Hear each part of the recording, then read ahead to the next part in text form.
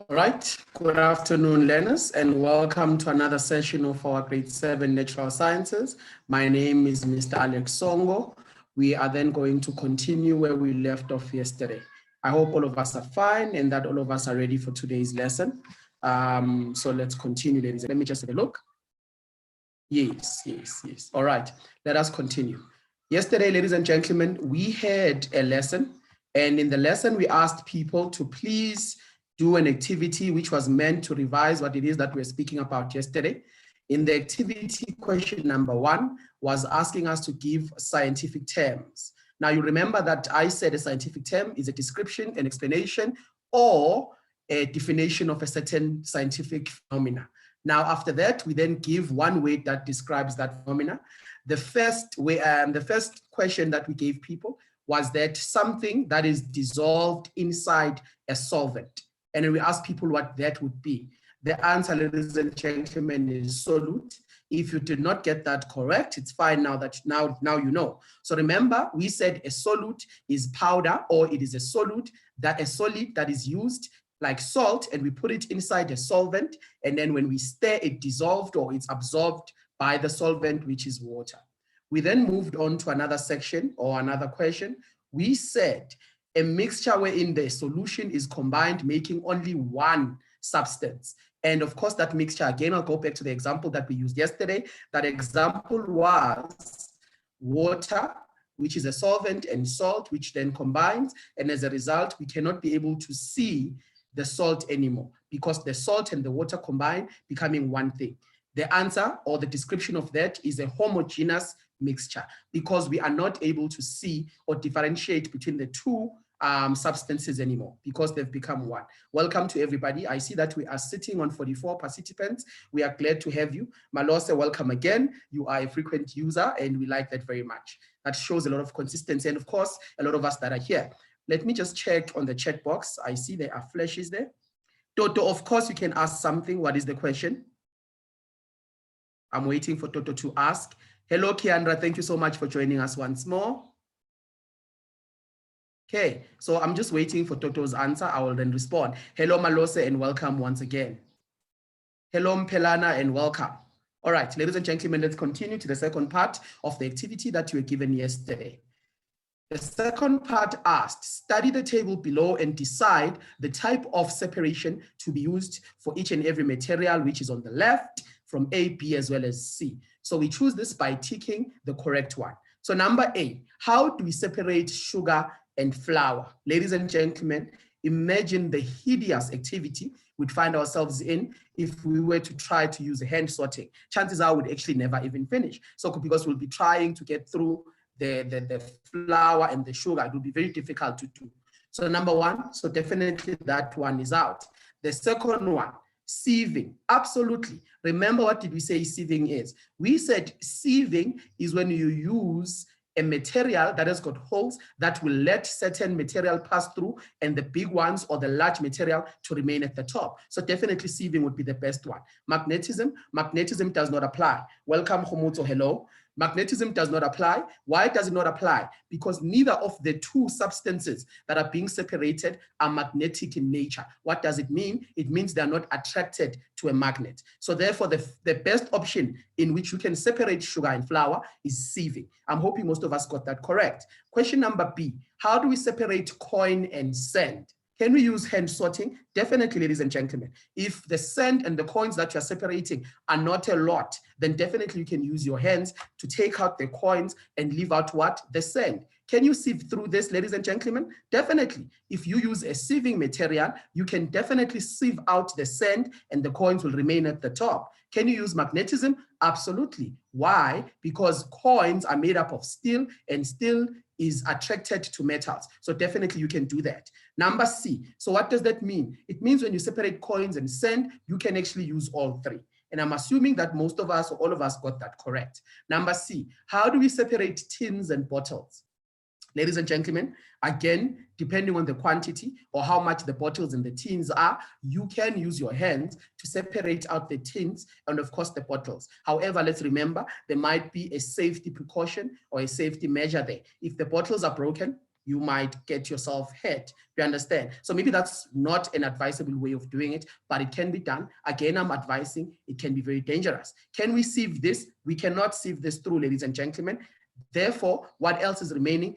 Magnetism. Why? Because the cans will be attached to the magnets, and what will remain behind? The bottles. So number C, tins and bottles, what can you use? You can use hand sorting or magnetism. Again, emphasis on hand sorting, the danger that is attached to that. Remember to hashtag us on Lockdown is School in all your answers so that we can be able to track and find some of your responses.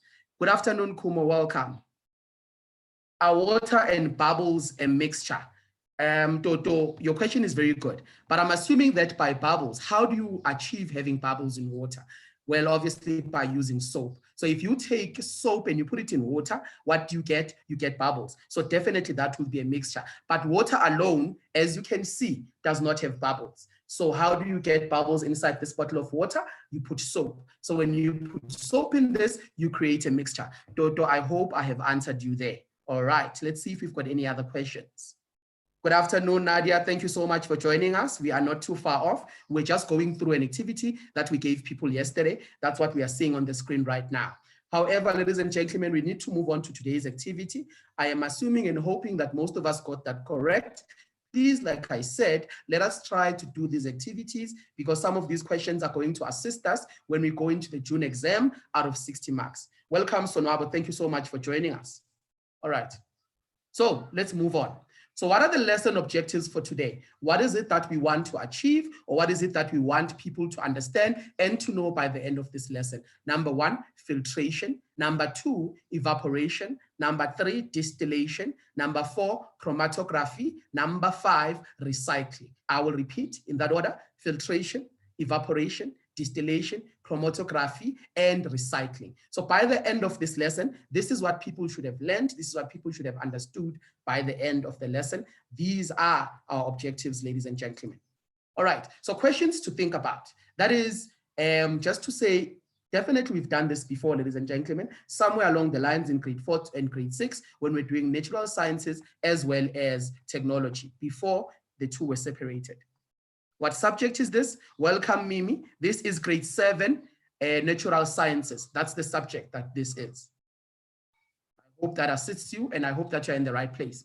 All right, so questions to think about. This is just to get you guys on some ground to say, have you done this before, so that we can be able to be on the same page as us. Number 1, what is the difference between sieving and filtration? So remember we did sieving yesterday, and we said sieving happens when we want to separate a liquid that is combined with a solid. So if you've got soil here, you can sieve out the water and leave what? The solid, which is the sand. But now the two are almost similar. And the question is, as much as they are similar, what is the difference between the two? So we want to answer that question by the end of the lesson. Questions to think about. Number 2, can you think of any other types of methods of separation? Remember we did hand sorting, we did sieving, we did magnetism. And now I'm saying there's filtration that is similar to sieving. I'm just asking you to say, can you think of other methods of separation that maybe you've done somewhere in your schooling that you need to think about for the purposes of this lesson? Mimi raised the hand. I'll acknowledge you right now. What do you understand by recycling? That's question number 3. Remember I said we are going to do recycling, and we want to know what is it that you understand by recycling. Welcome, Lily. Thank you so much for joining us. Question number 4, why is recycling important for the environment? Ladies and gentlemen, remember on Monday we did the impact that we do to the environment, which is bad. For an example, pollutions, each and every time we cut down trees for important uses, such as creating paper. Remember, paper comes from trees. So, but now when we cut down the tree, we damage the environment in one way or the other. However, we want to say, what is the way that we can use in which that can better the environment, but at the same time, better us as human beings? Let me respond to the hands that were raised earlier. Settling. Well done, Como. Well done. Well done. Thank you so much. That's a correct answer. Settling is one of those things. Now, settling, ladies and gentlemen, if you put sand here, the sand will settle all the way to the bottom. Why? Because of the particles of sand, which are heavy, and as a result, it will settle. Well done. Thank you so much, Como. Tyrone, you are absolutely correct. Recycling is important because what does it do? It saves the environment, or it saves the earth or the globe. You are absolutely correct. Okay, I'm just looking through some of the questions.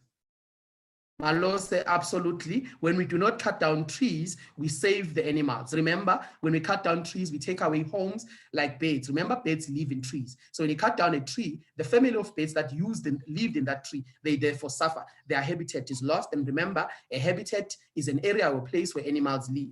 Absolutely. Thank you so much. Ladies and gentlemen, let us continue. Okay, so let us go.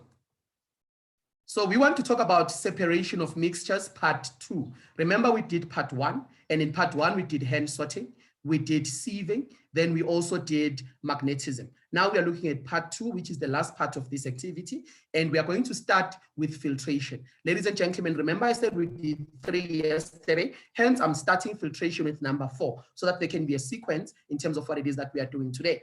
Number 1, what is filtration? Filtration similar like sieving. You are separating a liquid as well as a solid, or you are separating two solids of different particle sizes. What does that mean? It means that you are separating, for an example, water and sand, or you are separating soil and rocks or stones. That is the example. So you are separating a liquid and a solid, or two solids that have got different particle sizes. I see that the number of participants that are joining us are increasing. We are currently sitting on 56. That is awesome. Thank you very much. All right. However, ladies and gentlemen, like I said, sieving and filtration are similar in what they do and how they work. However, there is a difference. The difference, the first thing that we must realize there is that in sieving, we spoke about a sieve that is used to separate the mixtures. And in the sieve, there are certain holes that are found in whatever particle of the sieve. Now, the same applies with filtration, but with filtration, we use mostly what we call a filter paper. However, so number 1, the difference is that in sieving, you use a sieve. In filtration, you use a filter, in particular, a filter paper. Now, in sieving, the holes that are found inside whatever sieving device that you're going to use are very, very big. However, in the filter, the holes are very small. So that's difference number 2. Hello, welcome, and thank you so much for joining us. We had just started the separation of mixtures part number 2. We did part number 1 yesterday. You can have a look at that on YouTube, and you'll find the other 3 that we did, which were hand sorting, which were filtering, as well as magnetism. All right, let's continue. So the difference is that in sieving, you use a sieve. In filtration, you use filter paper. In sieving, the holes are big.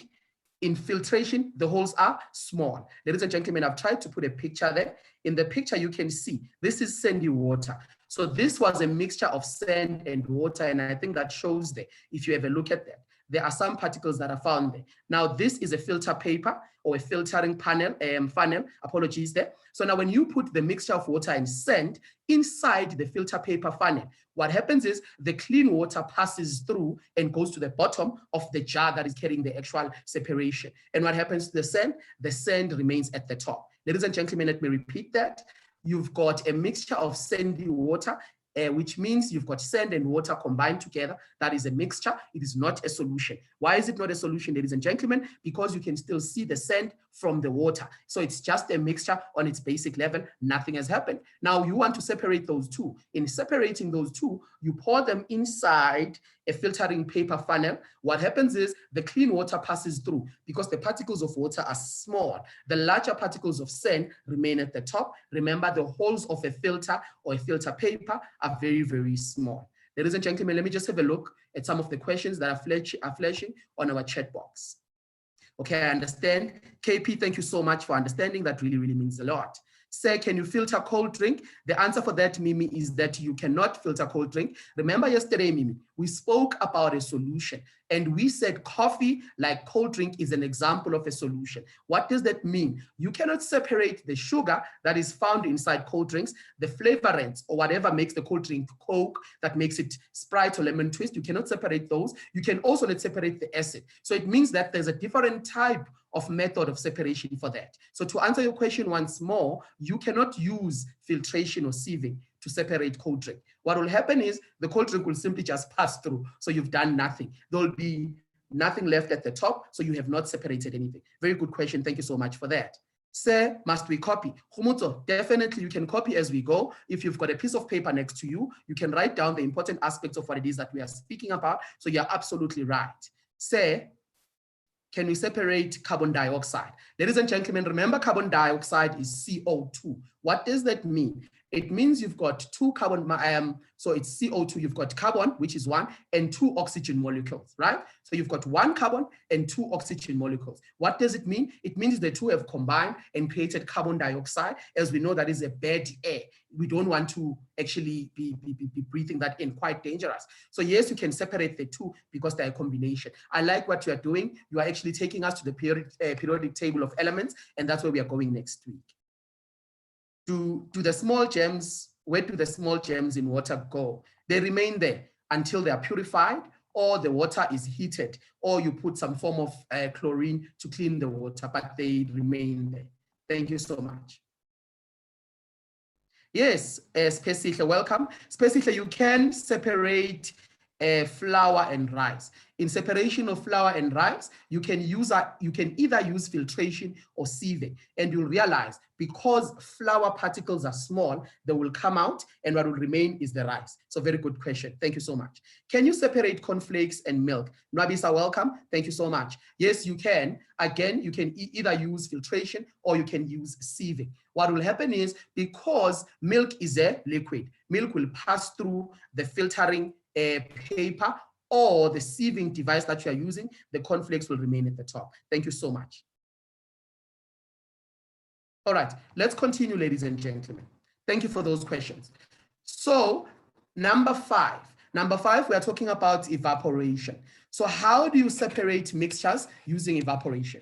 Remember, the first thing that I said in yesterday's lesson about separating mixtures, I said, if you want to separate a mixture, you need to look at the particle sizes, number one. You then need to look at the type of mixture that it is. So there are certain mixtures wherein you cannot use the other four that we've discussed, and therefore you need to employ the other two or three that we are going to speak about in the next couple of slides. Ladies and gentlemen, so if you have a solution, remember what I said yesterday? Yesterday, we did an experiment where I combined salt with water.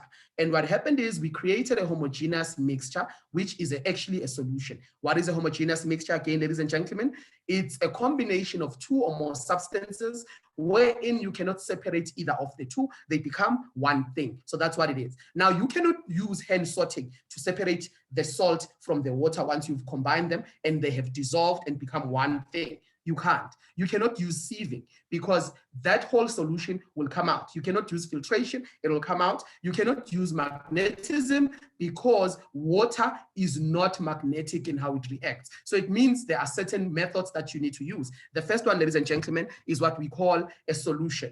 Excuse me, evaporation. What is that? Evaporation, if you remember about the changing states of matter from grade 4, 5, and 6, is when you introduce a heat into something. And what happens? A gas is therefore formed, right? How do you introduce the heat? Either you put something on the stove or you take it to the sun, then you see a gas that will then come out of whatever you want to evaporate. So that's evaporation. So evaporation is the change of state of matter from a liquid, ladies and gentlemen, into a gas. That is evaporation. So now how does evaporation happen when we want to separate a solution? This is how it happens. I have put a picture there for us. So here in this beaker or in this petri dish, we have got a solution of salt as well as water. We cannot separate between the two. So now what do we do with that, ladies and gentlemen? We take the two, we put them into the beaker, like I'm saying, we then introduce heat. So this is a flame. So when we burn this, what happens?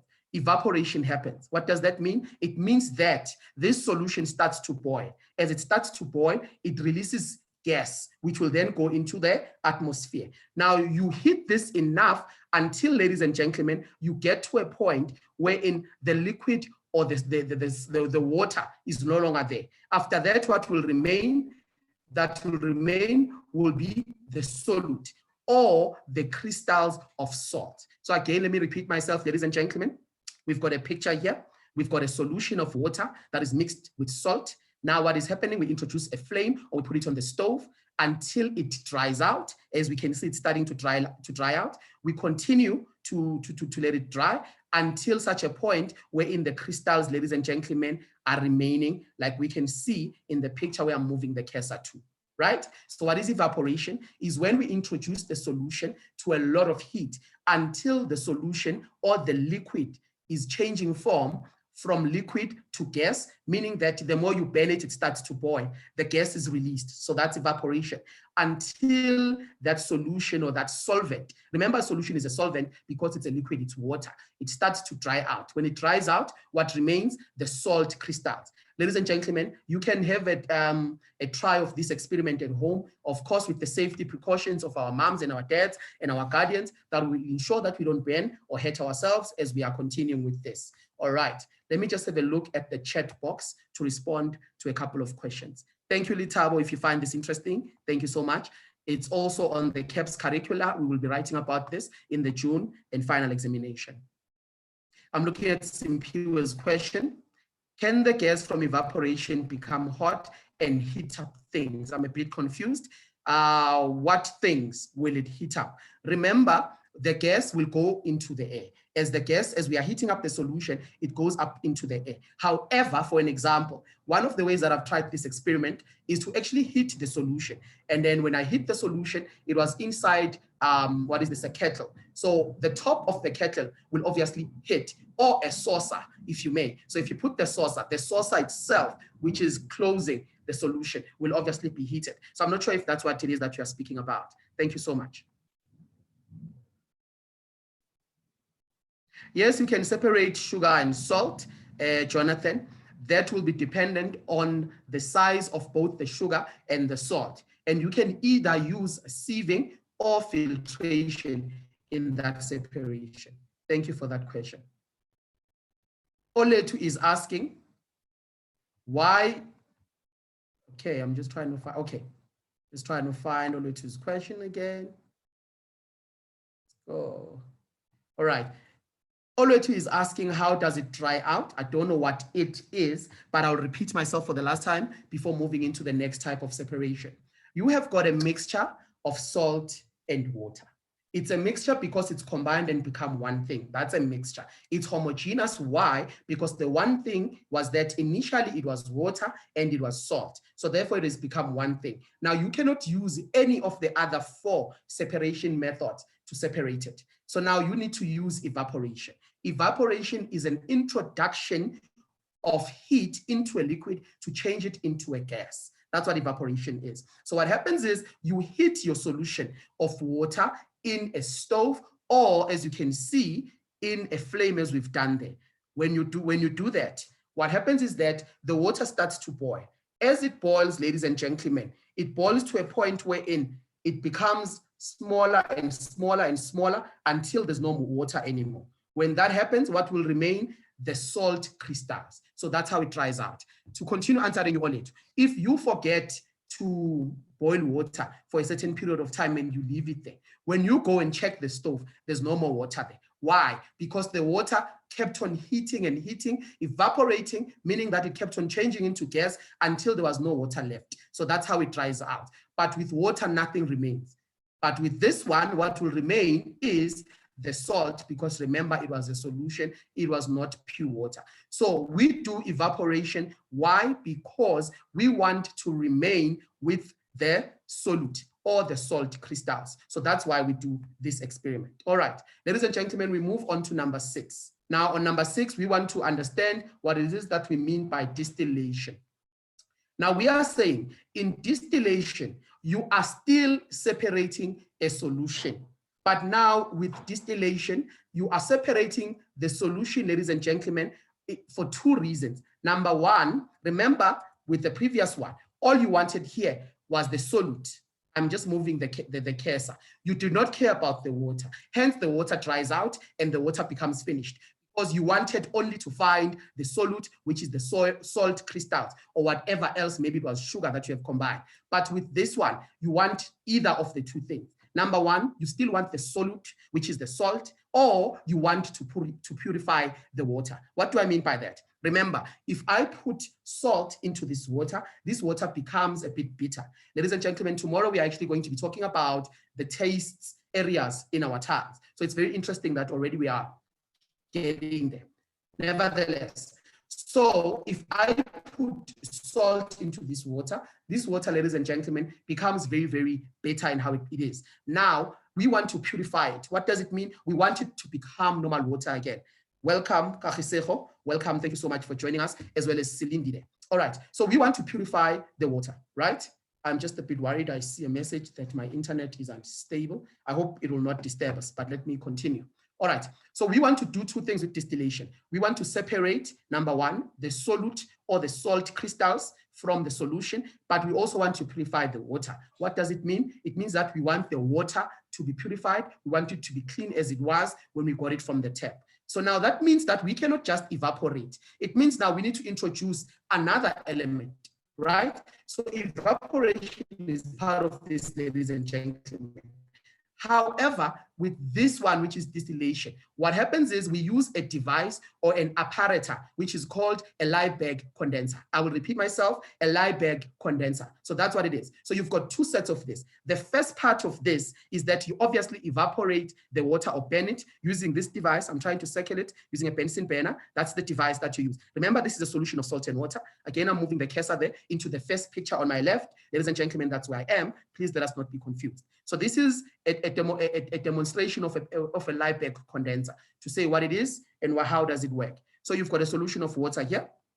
So you burn the water, meaning what are you doing? You evaporate that solution. When you evaporate that solution, ladies and gentlemen, you can then see that you've got a condenser here. This is the tube that I'm alluding to. I don't know if we can see that condenser. Ladies and gentlemen, I'm hoping that we can see it.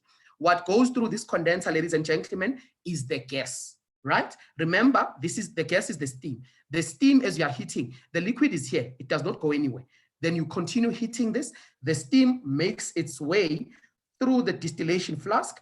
Excuse me. It then goes through the condenser.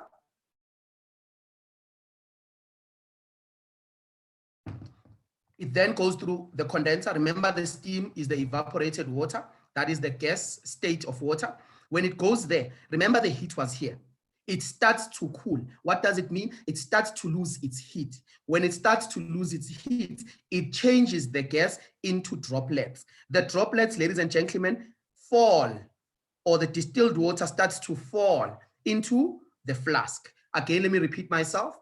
We had initially here in the distillation flask a solution of salt and water. You heat that water with a Bunsen burner. That is also a science apparatus. Science apparatus meaning it's a science device or material. When you're heating this water, you continue, so you are evaporating here. This is evaporation. We've explained this in the previous slide. This water will start to release a gas, or it will start to vaporize, it will start to steam. Then the steam or the vapors will make their way, ladies and gentlemen, into the condenser, this tube that I'm moving around. The condenser will take the gas. When the condenser is taking the gas, there is no fire here. So that gas or those gases will then change into liquid because of the coldness of this. And those droplets will start to drop into the distilled, or rather this flask. Let me repeat that and with an example. Ladies and gentlemen, if you boil water, right, and you use a kettle, you boil water using a kettle, right? What happens? You put a saucer again. Let's say you're boiling water using, let's leave the kettle, using a pot. You're using a pot. So when you're boiling that water, you put a saucer or a plate at the top. Right? When you are doing that, you put the saucer there at the top, you then move the saucer to the side. I see we are sitting on 60 participants. Thank you so much. So when you move that hot pot, of course, we are not saying do this. We are not advising that you do this, but we are saying if you do conduct this experiment, do that with the presence of an adult so you don't get hurt. Nevertheless, so you move the pot to the side. When you move the pot to the side, that gas which was found at the top of the saucer, remember the steam will be released as you're boiling this water. That gas that is found at the top will then lose its heat. When it's losing its heat, that gas will change from gas to liquid. And that's why now, each and every time when mom is cooking and she closes the pot, when she opens the pot, the gas that was at the top becomes water. Hence, that lid of the pot is water. So ladies and gentlemen, is the same thing that is happening here with the condenser. The vapor that is coming out of the steam that makes its way to the condenser loses its heat, and as a result, it becomes cold, and the droplets become the clean water. So that's what it is. So here, you will have your salt crystals remaining when this solution runs out. Then here on the other side, you will have distilled or purified water. Let me just have a look at some of the questions. I see there's a flash.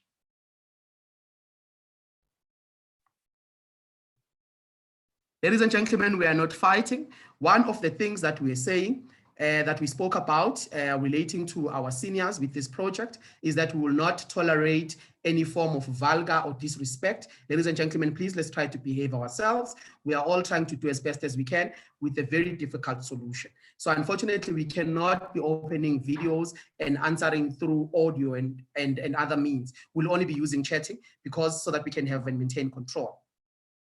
Okay, let me just have a look. I see there's a question.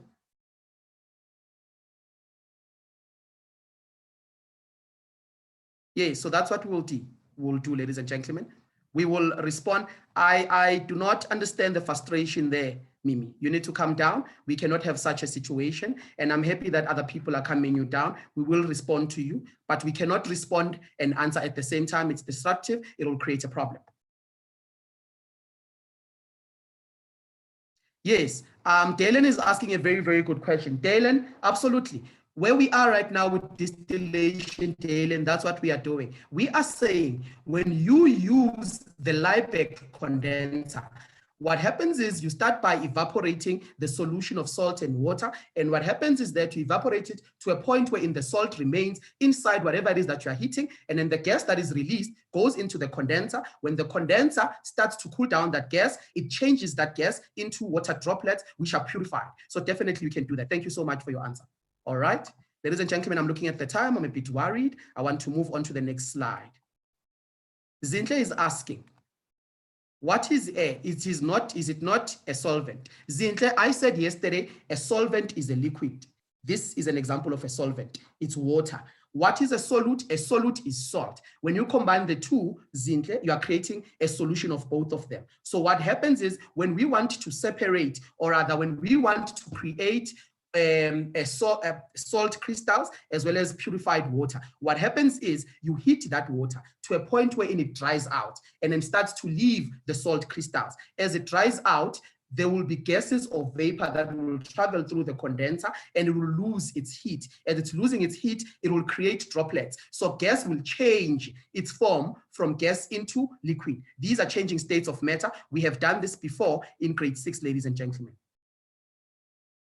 Yes, there will be classes tomorrow. Tomorrow is Friday. There are no classes on the weekend. So Saturday and Sunday, there are no classes. Ladies and gentlemen, I want us to move into the 7th and last type of separation. Now that is called chromatography. What is chromatography, ladies and gentlemen? Here you are separating a solution for the purposes of differing the colors. So ladies and gentlemen, this takes us back to primary school. Remember in primary school, we learned about primary and secondary. Hello, thank you for waving. We spoke about primary and secondary colors. And what we said is the combination of primary colors gives you secondary colors. So chromatography assists us to do that. I want to explain how does that happen. So chromatography, ladies and gentlemen, is very similar to filtering. However, here you are only focusing on a secondary color so that you can differ or separate the colors that have combined that color. I've made an example of the color black. If you do not know, you forgot from primary school or preparatory school, but the color black is actually made up of 3 primary colors. That is red, that is yellow, that is blue. So now when we want to separate black into the different types of colors that it's made up of, we use what we call chromatography. But what is this chromatography? Chromatography, ladies and gentlemen, you take a spot or a dot or a droplet of the blank ink, you put it, ladies and gentlemen, onto a filter paper. After you do that, you then put in a bit of water. What then happens to that color black is that it starts to separate into the colors that it was made up of. As you can see, the yellow, the blue, as well as the red. Remember, these are the 3 colors that combine to give us the secondary color, which is black. So the 3 primary colors, red, yellow, and blue, make black. You want to separate these colors. So you want to find out what is the color black made up of. So what do? You take the color black, you spot it onto a filter paper, you put in a bit of water, and then you leave that filter paper. What then begins to happen? That color black starts to spread the colors that are actually created or are making that color black. Let me respond again to the chat. Opuleng, Mimi is asking, why do sweets melt but not bricks? Mimi, again, I had said to people initially, when we are dealing with separating of mixtures, we need to look at the type of mixtures that are made up of. I want you guys to think about this without me actually responding. Number one, you're asking, why do sweets melt but bricks do not melt? Ask yourselves, what are sweets made up of? Now, what are sweets made up of? Sweets are made up of sugar, for an example, right? And colorants. So they are made up of particles that are easy to dissolve, or particles that are easy to do what? To melt, sorry, if you introduce heat. Now, when you look at bricks, bricks are made up of sand, they're made up of cement. These are hard materials, and they're hard materials so that what can they do? The purposes of them is to protect yourself right now from the rain and from the sun. So you cannot melt hard materials. You cannot do that. However, you can break the bricks. Again, that's a story for another time. Okay. Yes, air is a mixture. CO2 in particular is a mixture.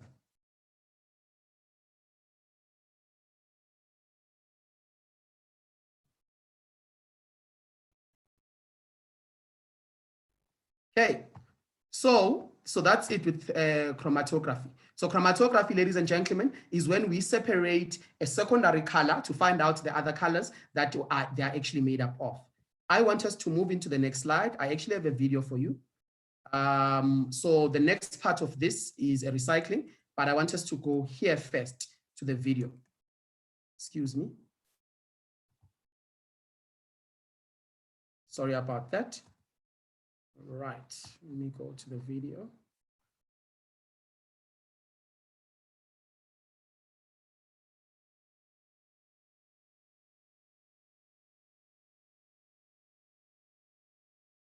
Right, thank you so much for your patience. Here is the video, ladies and gentlemen.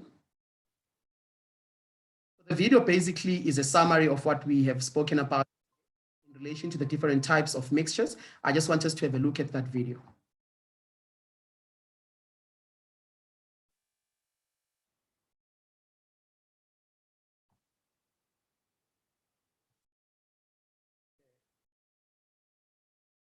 Please bear with me, ladies and gentlemen.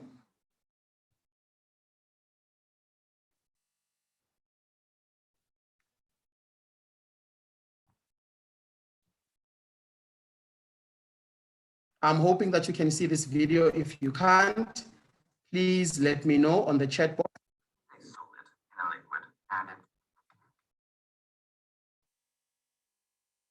In today's video, we're going to look at how we can separate both soluble and insoluble solids from liquids. Techniques such as filtration, evaporation, and crystallization. I just want to point out some terminology. If we place a solid in a liquid and it doesn't dissolve, like if we put some sand in some water,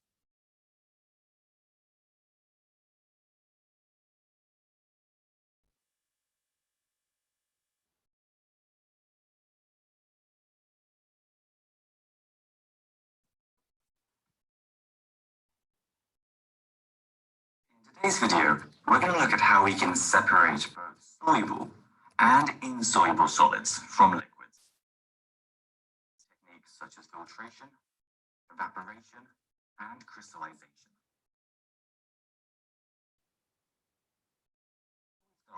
I just want to point out some terminology.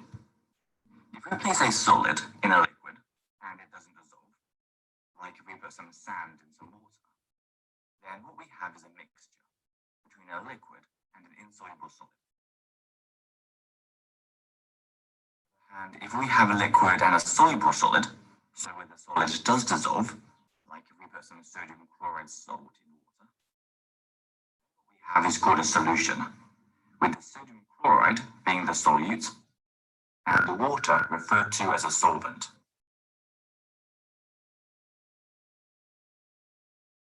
The simplest technique that we're going to look at is filtration, which separates insoluble solids from liquids. This is basically the same process as using a sieve to separate food when you're cooking. But in chemistry, we normally use filter paper, which has lots of tiny holes in it, that are small enough so that water can pass through, but not solids. Paper within a filter funnel as well, so that we can easily pour our mixture through it, leaving the solid behind on the paper.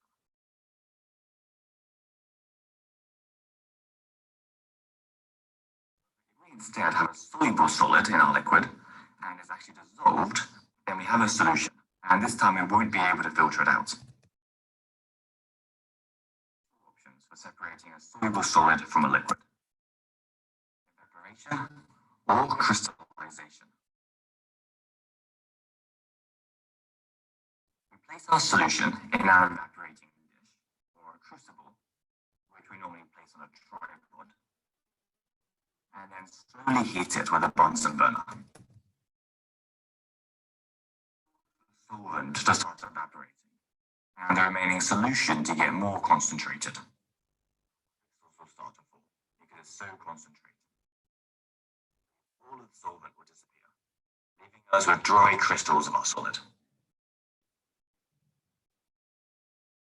benefit of evaporation is that it's a relatively quick and easy way to separate solid from a solution.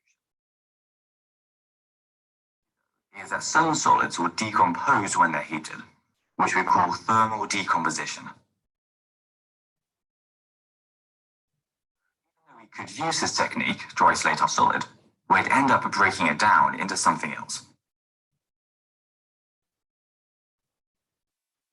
For solids that are susceptible to thermal decomposition, we have to use a highly slow method called crystallization. We start to place our solution into an evaporation dish and heat it. This time, we need to heat up the water so that it is about to send the base. Solid is evaporated, and we start to use this forming the solution. We stop heating it, and then let it cool. More crystals will start to form, because solids are stable at low temperatures.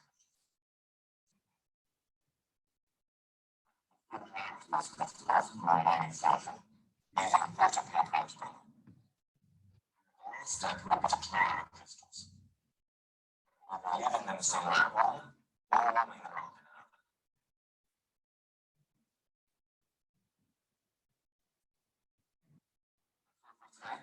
So if you enjoyed it, then please do give a like and subscribe, and we'll see you next time. All right. Thank you so much for listening to that video. Let me apologize for the sound. I understand that some people are complaining about that. I'm not sure what happened there. Probably it's the network. All right. So ladies and gentlemen, that video was meant to summarize or to give us some takeaway points about what it is that we are doing. An important part that we did not speak about or touch on in relation to distillation, there they called it crystallization. It's the same thing. Is that is actually how we get our salt. Our salt is obviously made up of ocean or seawater that is then taken into certain factories and obviously introduced to heat panels, and it's heating up to a point where only the solid or the salt itself is remaining. Hence, I've put a picture there. So that's also a very important thing to know. Ladies and gentlemen, we said we also want you to know and understand recycling and the importance of recycling. We've heard this word several times, but recycling is a process of turning an old material into a new material or making another material out of the old one. So we've got certain importances of recycling. Number one, the lot of rubbish that ends up, that is found from our homes that we create in school, etc. It ends up in the water, it ends up in the oceans. And what does it do? The animals that are there suffer the most. And also, when we throw it into the ground, we therefore create what we call land pollution and water pollution, which I've alluded to with the example of the water when we throw the rubbish there. So number one, we reduce the amount of the rubbish that we throw out that causes pollution. Number two, we save raw materials, for an example, trees that we cut down to make paper, and also a lot of other metals. How does this happen? If you take a paper, ladies and gentlemen, and you throw it in a bin, and the school or the teacher takes that paper into a company like Lampec, which actually recycles paper, they create another new paper from the old one. So as a result, you are not actually cutting down any tree. You are using something old to start something new. All right. So I just want to go through some things that we can recycle. And you can recycle tins, metals, newspapers, so that's papers, magazines, glasses. And remember, if you stay in a township, you'll realize that recycling has got a very economical importance, in the sense that it also gives people jobs who are unemployed or not working. All right, what are things that we cannot recycle? Grass or plants. We can't recycle tissues, toothpaste, we can't recycle those. We can't recycle any food or wet items. So if you look on the left, those are things that we can recycle. Right, things that we cannot recycle. Ladies and gentlemen, as per usual, we have an activity for you. Please screenshot this activity, take down the keywords of this activity, or watch this video again, so that when we get into the next lesson, we can be able to do this activity. So number one, true or false? Filtration is like sieving, but uses filter paper, which has got bigger holes. Is that true or false? Remember, I said in an exam situation, these are the type of questions that we should expect. Question number 1B, the main reason of distillation is to clean water. Is that the case? If it is the case, true. If it's not, false. Question number, solution, meaning sugar and water have been combined into one thing. What do we use to separate sugar? A sugar solution. Do we use evaporation? Do we use distillation or chromatography? What do we use also to separate a dye? You choose one or two or three, up to you. How do you do that? You simply tick through those, ladies and gentlemen. I see the chat box is flashing.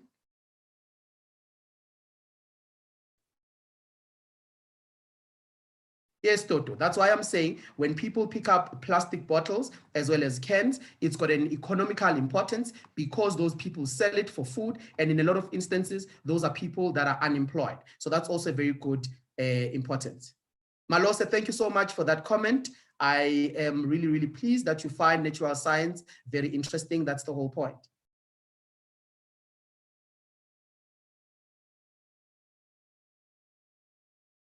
Okay, ladies and gentlemen, I hope most of us were able to take down these questions, screenshot them, or take a picture so that we can do an activity, so that next time we meet, we can be able to look at corrections for those.